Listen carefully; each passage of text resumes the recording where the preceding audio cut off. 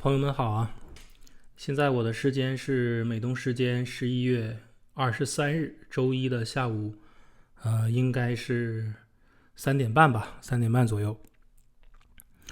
本来我今天计划是给大家输出一个讲左派右派起源和发展的一个视频，因为我觉得我们很多华人朋友欠缺对基本政治常识的了解，所以说当我们去审视一些政治现象的时候呢，容易思考错或思考偏。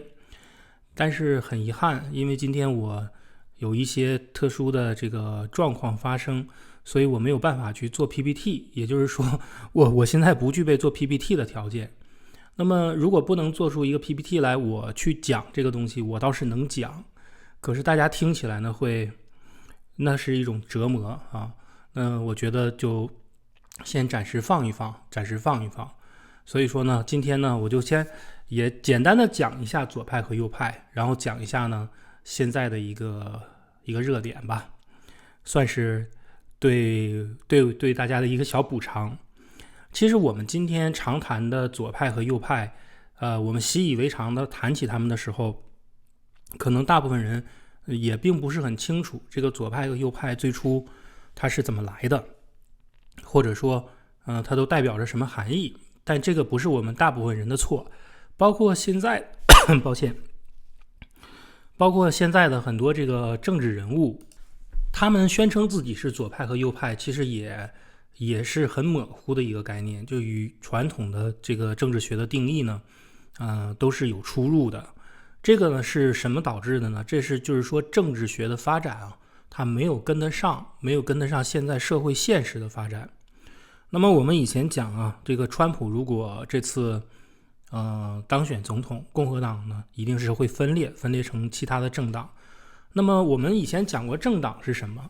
政党是代表一部分人的利益的，它的词根就是 party 嘛，就是一部分人。所以政党呢，它分裂是什么？就代表什么呢？政党的分裂就代表说，我们原来社会的分歧主要是2个分歧，那么社会分歧现在变成3个分歧了，那么我们就有可能会产生3个政党，每个政党呢代表不同的分歧，不同的社会意见。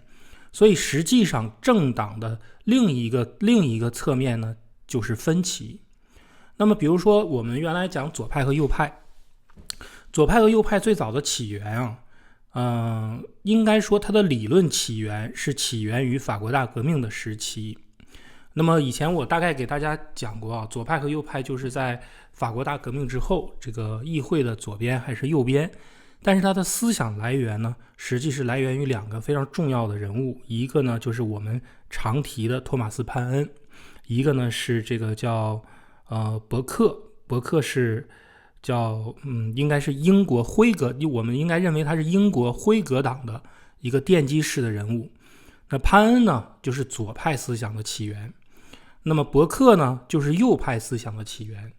但是非常值得大家注意的一点呢是，左派和右派是同时起来的，没有左就没有右，没有右就是没有左，所以他们永远是相对而言的。他们是怎么出现的呢？是这2个人啊进行了一场就是当时被称作是有史以来以英语做辩论的最伟大的一场辩论。那么这个辩论呢是通过文章啊、书信啊、演讲啊等等等等，在几年之内完成的。那么人们叫这个辩论呢叫大辩论，是通过这2个人在辩论当中总结出了2套不同的政治体系、政治思想，形成了两种潮流，我们叫它左派和右派，它是这么来的。但是左派和右派还有一个特点，就是左派和右派，就是潘恩和伯克，他们2个人之所以去发生这个辩论的起源，就是他们对法国大革命的看法不一样，但是他们2个人对美国革命、美国独立的看法是完全一致的。那么也就是说明左派和右派它并不是一个完全对立的，它至少它追求的目标可以说大部分是重叠的，只是在追求目标的过程当中的手段是不一样的。而还能说明一点，就是美国是一个包容的国家，在建国的时候，实际美国包容了2种分歧，就是左派和右派的分歧。那么左派和右派最初他们是争的到底是什么呢？如果简单来说的话，就是争的是正义重要还是秩序重要。那么左派呢，潘恩就是左派的代表，他认为呢他认为正义是最重要的。什么是正义啊？就是天赋人权，这就是正义。那么我为了获得我个人的这个人权、人民的权利呢，我去破坏原有的秩序，就是所谓的闹革命，这是正义，这是很重要的，也是必要的。伯克认为呢？伯克认为秩序最重要，没有秩序你就获得不了你要的正义，秩序本身就是一种正义，就像我们昨天讲利维坦一样。所以伯克呢是相对是保守派的。那么在正义重要还是秩序重要，接下来延伸呢，就延伸出来是每个人的权利更重要还是社会更重要。但是这两者呀，它不是完全矛盾的。潘恩也没有说让人要回到原始社会去，因为潘恩强调的是自然权利，潘恩只是说在整个的社会群体当中要尊重每个人的权利，每个人的权利是不可侵犯，非常重要的。那伯克讲呢，要尊重每个人的权利，必须先维持一个社会的秩序，所以社会更重要，也就是统治是不可或缺的。那么再延伸下去呢，就是潘恩认为啊，政治应该更多的考虑当下，就当代最重要。比如说我们的历史继承，我们可以不考虑，我们要考虑为当下负责，所以法国大革命推翻原有的秩序是正义的。那伯克认为呢，历史非常重要，我们必须尊重历史，尊重历史带给我们的遗产，哪怕它是问题也好，它是优点也好，历史很重要，而且未来也很重要，因为历史是有连续性的。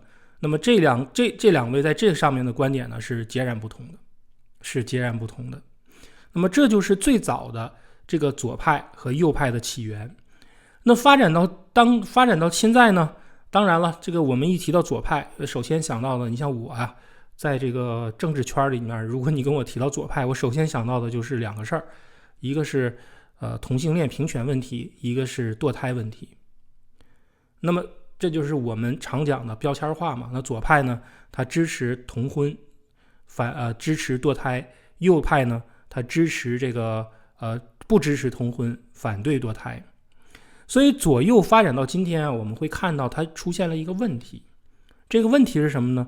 就是它与当年左派右派兴起的时候不一样。左派右派当年兴起的时候，他们之所以产生这么严重的辩论，那是确实为了解决一个非常重要的问题，就是法国大革命到底是对的还是错的。而定义法国大革命是对的还是错的，对欧洲来讲，欧洲当时就是他们的全世界了，对欧洲来讲非常重要。因为如果你定义了法国大革命是对的，那整个欧洲都要闹革命了。马克思啊，也是他们同时代吧，相差不远的人。马克思一开始就是比较支持潘恩，但是后来他发现他跟潘恩还是不一样，因为潘恩不是个极端的左派，潘恩是一个讲道理的左派，所以潘恩和伯克呢能在美国问题上达成共识。但马克思呢，那就是非常极端了。那我们大家都知道嘛，社会主义追求的是一种完全没管束、没约束的状态嘛，对吗？那么如果说法国大革命是错误的，那欧洲的各个王室呢，它就有机会得以延续。在延续的过程当中，我要说一下啊，伯克不是保皇党，伯克的意思不是保皇，伯克的意思呢是要利用王室来进行改革，这才是对人民最有利的。而潘恩的意思是我推翻它，对人民是最有利的，因为推翻它就是人民的想法，而人民的权利是自然权利，与历史呢关系不大，是天赋人权。那么伯克呢就认为这个是不行的，因为你破坏了秩序呢，也就没有你说的正义了。所以当时的左派和右派的兴起，他们是针对一个非常现实、非常急迫也非常重要的事情。而今天我们在看左派和右派他们讨论的问题，那几乎我可以认为是虚无缥缈的问题。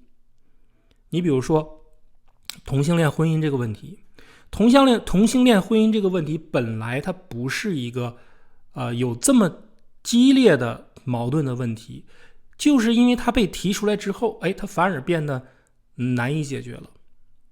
因为我自己也有这个同性恋的朋友啊，我很尊重同性恋的朋友，但是我是讲啊，这个政治上面去搞这个同性恋同婚的平权，实际上它不是真正的为了照顾这个同性恋群体，它只是为了给自己贴一个标签，所以它让这个问题变得更复杂了，更难以得到解决了。哪怕是在台湾这样的允许同性婚姻的这个地区和国家，它这个法律颁布之后，它引起的社会矛盾，引起的反同性恋人士对同性恋者的仇视，其实比以前是更大了，它有一种反弹。那么我在说这个堕胎的问题，我这么多年以来我就很嘲笑这个问题，因为我就不认为这个问题值得花费那么大的国家的资源，那么大的精力去讨论。之所以它被讨论呢，就是因为它成为了一个标签化的问题。那为什么会形成一种标签化的问题呢？它背后的逻辑背后的本质吧，是因为左和右在当今的社会已经不足以区分人们的分歧了。也就是说，有一些左派里面的人物，他可能所支持的一些观点和一些右派里面的人物，他所支持的观点是一致的。我举一个例子啊，比如说我们说左派是 A， 右派是 B， 那么左派说我喜欢1，这个右派呢说我喜欢2，但是出现了一个3，左派和右派说我都喜欢。那么站在3这个角度上，它就很难区分左和右了。但是因为是选举政治，你必须要给自己有一个区分才行，人们才能判断你嘛，所以他就只能给自己标签化，通过这个标签化来划分自己到底是左还是右。所以这个标签化的东西啊，实际上它是比较脱离真实的。那它背后折射出另外一个更深层次的原因是什么呢？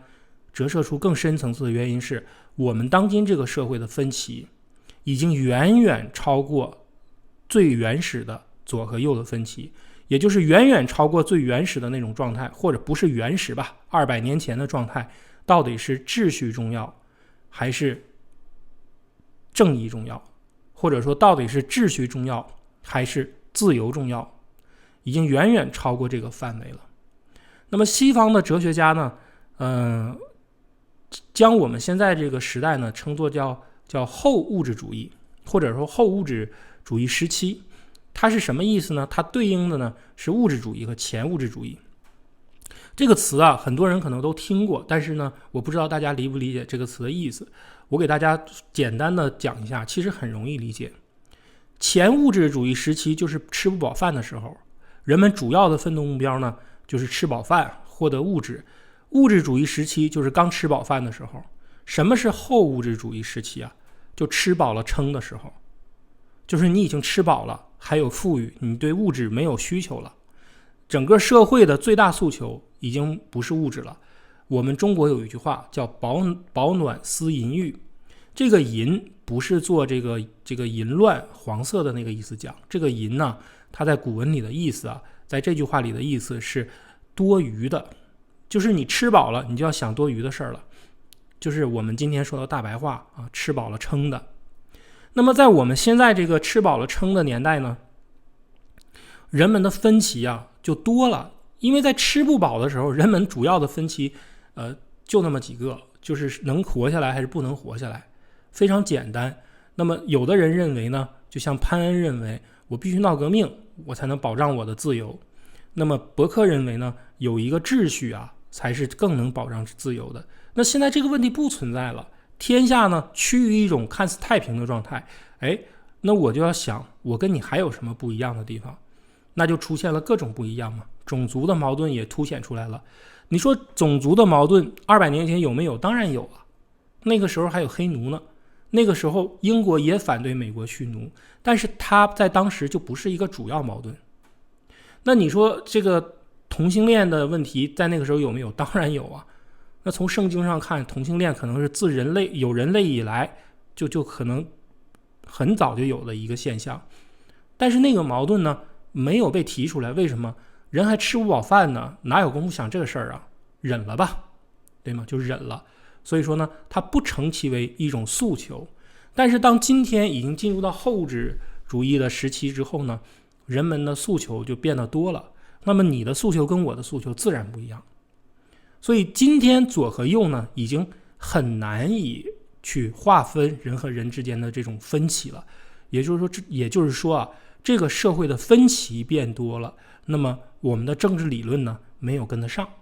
这个政治理论跟不上的这种状态呢，就有点像我早一段时间说的这个柚子和橘子的问题。我当时讲啊，西方的政治学者呢，他就必须把柚子归到橘子的一类里面，他把柚子呢归到这个橙子的某一类里面，他才能认识它。左和右也是一样的。那么西方的学问呢，它都是以严谨的逻辑为基础的，所以逻辑有它的优势，也有它的这个缺陷。就是逻辑呢，它是有边界的，它是有范式的，边界和范式就决定了它必须在这个边界内用这个范式来讨论问题。所以当它没有创造一个新的范式的时候，它没有办法，它只能不断的去延伸左和右的这个边界。那么就会造成我们现在呢一股脑的把很多人比如说桑德斯、拜登还有这个奥巴马、克林顿，我就讲这4个人物吧，统一的成为左派。但是其实这4个人物是完全不一样的。如果你把它摆在政治光谱上，不用多，你给它2个维度，一个 X 轴一个 Y 轴，你就会发现这4个人不处在同一个象限。那你要再多一个维度，你会发现它分的就更细了，对吗？所以我想给大家说一个观点啊，跳出传统的左和右去理解当代美国政治是有必要的，而且它一定是未来的一个趋势。那么最简单的理解方式呢，因为我们如果很多人都不是专业搞政治的，你也不用把它非要给它一个明确的定义，给一个事情定义是很难的，要求非常严谨才行。这也是至今为止我们还没有给出一些人准确的定义的一个原因。但是简单的理解，我可以告诉大家，极左不是左，极右也不是右。至于他们是什么，我们还没有给出它的定义，或者说学者们还没有给出它准确的定义。但是可以肯定的是，极左它肯定不是我们通常意义上所说的左。也就是说，马克思不是潘恩所提倡的左派，桑德斯也不是克林顿和这个拜登为代表的这种左翼势力啊。那极右呢，它也不是右。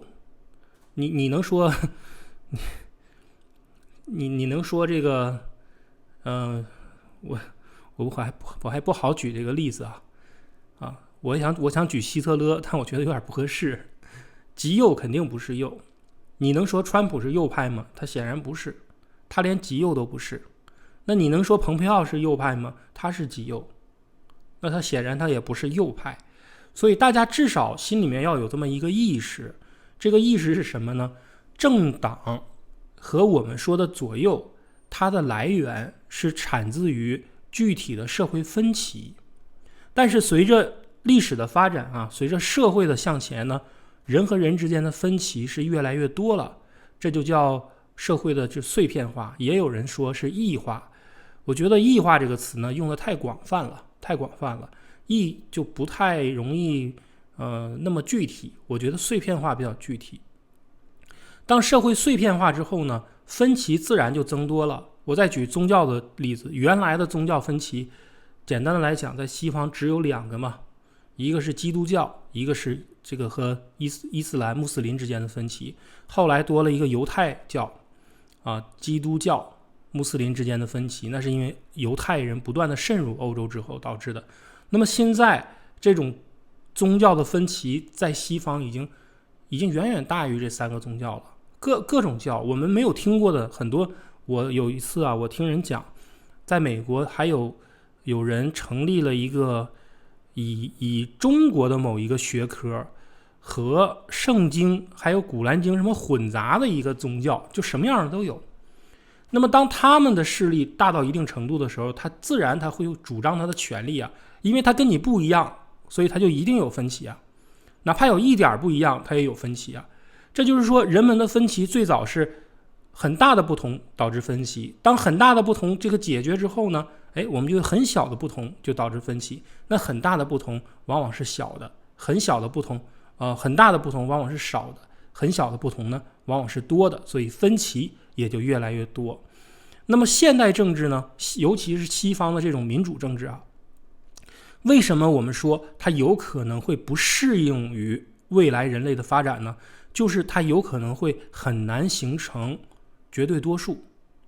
这就要讲到今天的这个总统大选了。总统大选是一个什么机制呢？我刚才那句话很重要啊，就是现代的民主政治很有可能在未来很难形成一个绝对多数。民主是什么？就是多数，对吗？多数叫少数服从多数，这是我们说的民主的概念。这也是我一直坚持说，美国的这种共和制、间接选举制确实是有优势，不管是国父们偶然使之，还是国父们设计好的，但是它绝对是比直接的民主制度对未来而言，它的可能性是更大的。那么什么是共识呢？我们这个没有 PPT 啊，我自己也没有看的，所以说我就想到哪说到哪。总统选举就是一种共识。在美国呢，这个总统选举的共识的体现呢，还不是那么特别明显。那么在一般的这个直接选举的国家呢，就对总统选举呢，一般有两种方式，叫一种方式叫一轮多数，一种方式呢叫两轮多数。这个顾名思义啊，什么是一轮多数选举制呢？一轮多数选举制就是比如说有的国家规定不一样，有的国家规定，比如说你这个一轮选举出来总统候选人谁得票数最多，谁就当选总统。那这会出现一个什么情况呢？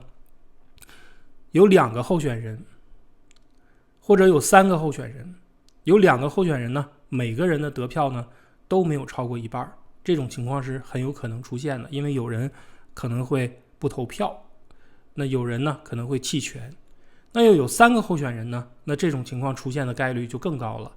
那么有一个人他得了30%多的票，有一个人呢他得了20%，也是30多，那另外一个人呢他得了一个也是30多，那中间的差异呢可能不到5，那最多的这个人当选总统了。那你说这样的人当选总统，他能带领这个国家吗？不能，他连议会都带领不了。为什么？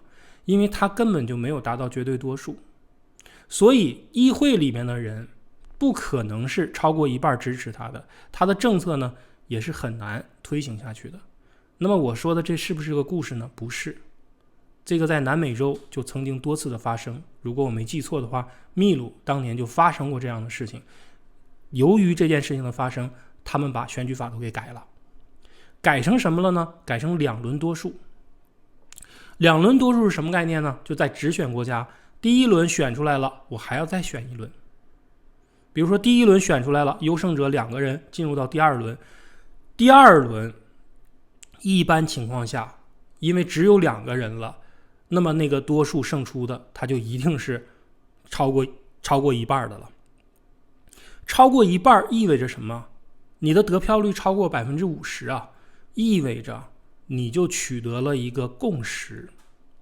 那么无论在现实当中呢，就是人民确实超过一半的人支持你了，别管他真不真心支持你。你比如说有一种情况，在第一轮的时候，我投了一个 A、B、C 3个候选人，我投的是 C， 但是这个 C 呢没有进入第二轮，在进入第二轮的时候只剩 A 和 B 了，那我就不得不考虑我这个票投给谁。那我一定会投给在政治光谱上离 C 最近的那个人。好了，那有可能是 A， 这个 A 呢可能我不喜欢他，但是我必须接受他。为什么？这是我投票了，我参与了。民主的好处就是把责任分担给所有人，出了事儿大家一起扛，这是民主的一个好处啊。民主不简简单单是分权，也是分责。那么在现实的执行层面呢，那更是这样了。那议会呢，它就可以形成多数党啊，因为它2轮投出来是多数啊，所以这个总统他也就能更好的行使他的权利。所以总统选举就是这个民主选举本身是一个寻求共识的过程，是一个寻求共识的过程。那么就说到我们今天的热点了，这个川普总统。那么川普总统他去指责指责这个选举的舞弊，但他没有给出证据。如果他不尊重这个选举结果，假设说啊，现在有一些人提出来说，川普呢号召选举人团在12月份的时候违背民意，去按照他的意愿投票，会发生什么？那么如果你去这么做了，那你显然你就是没有尊重美国社会的共识。那么会发生什么呢？我的判断是如果川普总统那样做了，那么他呢是出了白宫直接进监狱，因为那种行为我不敢说他叫不叫政变，但他一定叫叛国，一定叫叛国，因为他直接去伤害的包括什么？包括美国宪法和美国人民的权利，而且他伤害的不是反对他的美国人民的权利，是所有投票人的权利。因为你不尊重我们的共识，那你还让我投票干什么呢？对吗？所以我不认为这个事情会发生，因为那些选举人本身不可能为川普总统去冒这么大的风险，没有人可能去冒这么大的风险。即使他说服了这些选举人冒了这么大的风险，那他们的下场也是一样的。我给大家说一个极端状态，所有的选举人，所有州的选举人全都违背选民的意思，全部的将选举人票投给川普。假设这种情况出现的话，我也绝对相信所有的这些人也是走出白宫，走出国会，进监狱的下场。当然了，我这段话呢可能会得罪很多人但是这是我的一个认知，这也是大部分美国人的认知，包括大部分共和党人士的认知。所以你们会看到现在很多共和党原来川普的这个盟友、战友、支持者出来号召川普，你别折腾了，你在给我们国家丢脸。为什么？因为川普不识大体，此人的这种行为就在选举之后的这个行为确实是让人大跌眼镜的，这确实是我也没有想到的，这个简直是太不识大体了，太把一个国家当儿戏了，而且他这种不识大体，他是一定要付出代价的。有人说川普2024年再次参加选举，我认为这种可能性也很小了，因为在他这样的折腾的情况下，大家要记住，任何一个国家都有明规则和潜规则。那么我们这个比较知名的那个案件，加州的那个叫辛普森案件，按照流程警察是没有办法抓你，但是警察最后以一个非常小的事情把辛普森合理合法的给弄了。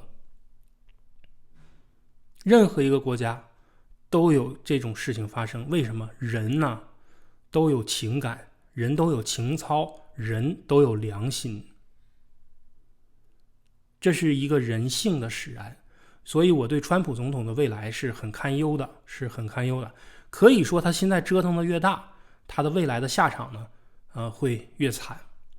但是回过头来呢，我们再谈谈社会的现实问题，因为其实川普的问题我已经懒得谈了，已经是板上钉钉的事儿了。社会现实问题就是我们要看一个，除了得票率，我们还要看一个投票率。最近这几十年以来，整个的西方的民主国家的投票率，就是不强制投票的国家，有一些国家是强制投票的，不强制投票的国家呢，投票率都是在下降的。美国这一次的投票率呢是历史最高了，过去的几十年来，但是我记得也是60%几而已。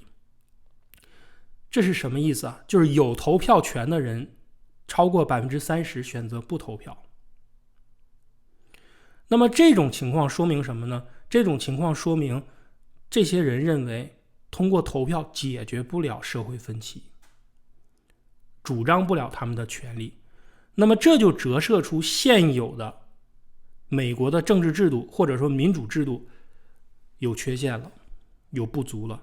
从这一点上才能看出来制度需要改进，而不是简单的拍脑袋就说直选和这个间接选举的问题，不是这么简单的。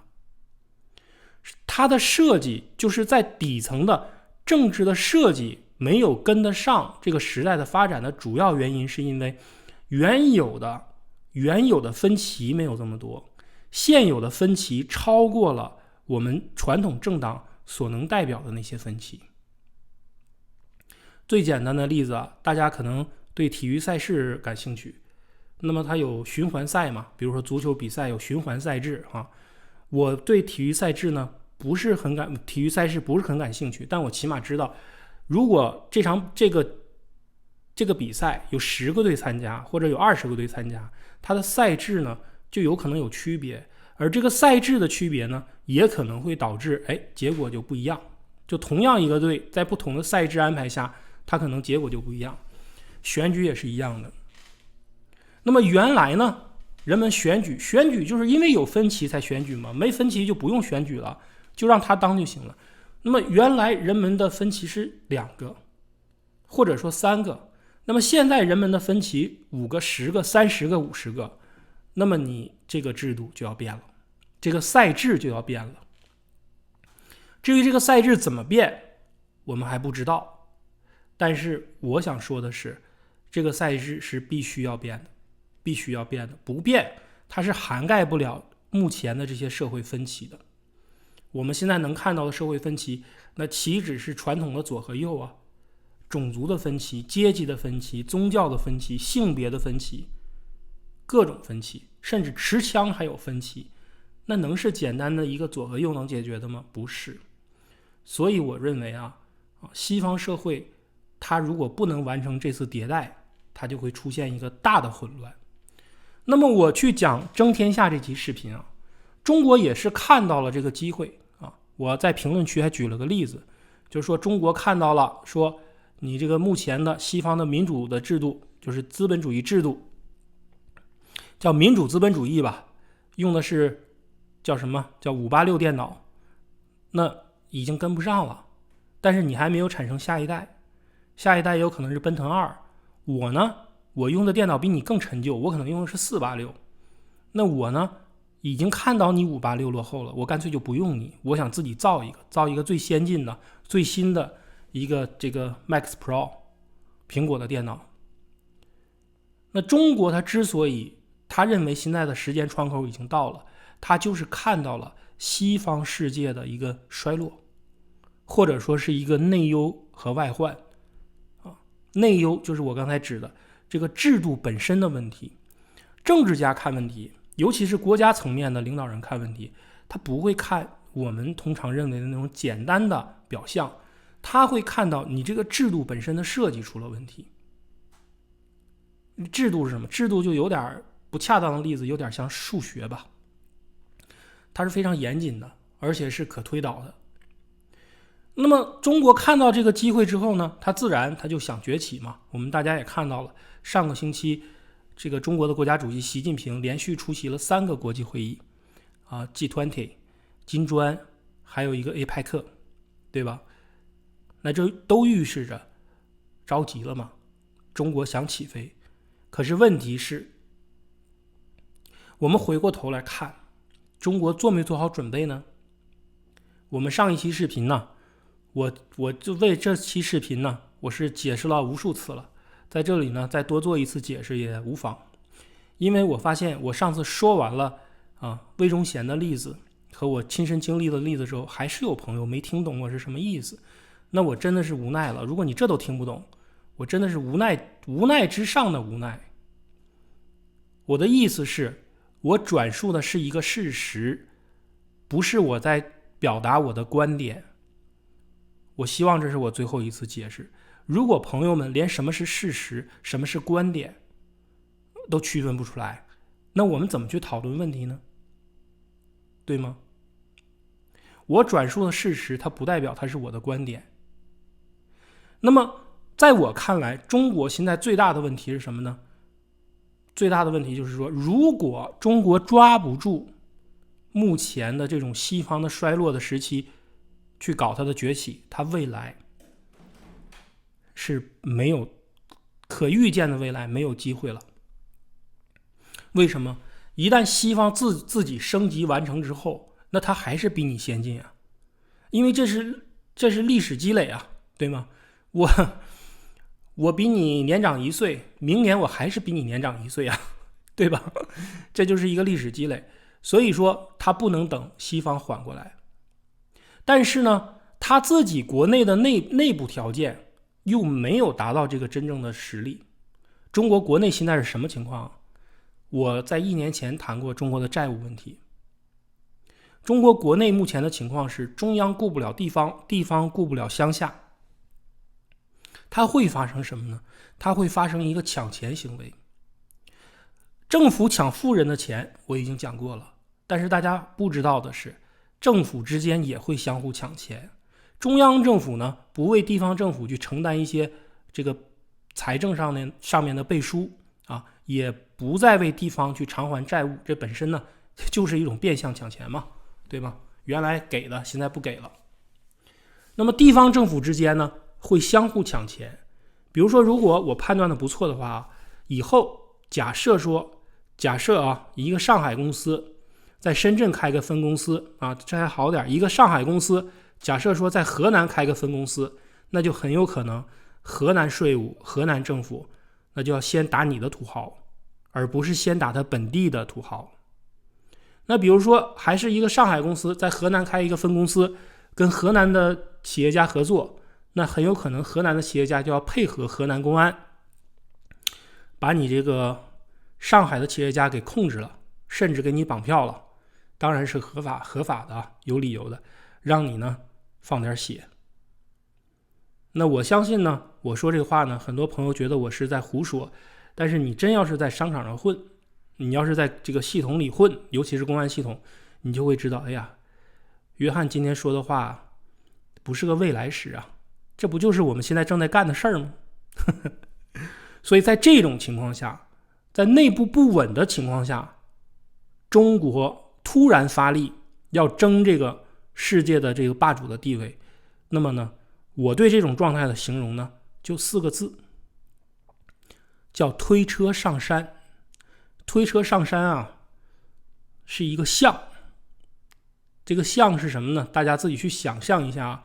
这个车是独轮车，就说一个老汉推着一个独轮车，装着东西，在一个陡峭的山峰上往上推车上山，是一个什么状态？那么中国现在就是这种状态，应该说是很危险的一种状态。那么今天呢，也快40分钟了，跟大家就先闲聊这么多。等我能做 PPT 的时候，我再好好的给大家做下一期的节目。那么最近这些天如果有热点，我也会给大家去分享我的看法。但是关于大选这个事情，我认为呢，大家也不用花太多的精力去关注细节了，就等结果就可以了。这个结果是注定的，但是怎么发生，我们拭目以待。一定是一个戏剧性的结果，而且这个结果一定会被载入史册。川普总统毫无疑问会被写进美国历史，会被写进美国的教科书，只不过是负面的。谢谢大家。